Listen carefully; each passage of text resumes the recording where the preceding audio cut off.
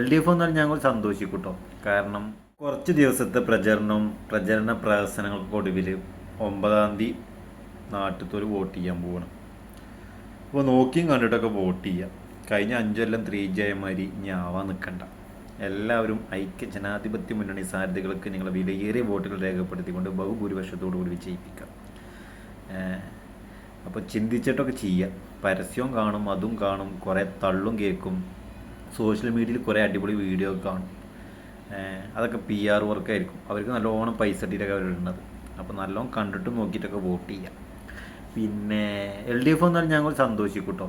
കാരണം ഇനിയൊരട്ടനും വന്നാൽ പിന്നെ ബംഗാളത്തെ മാതിരി മൊത്തമായിട്ടാണ് പോയി കിട്ടും വരും. പിന്നെ ഒരു പണി UDF എടുക്കേണ്ടി വരില്ല.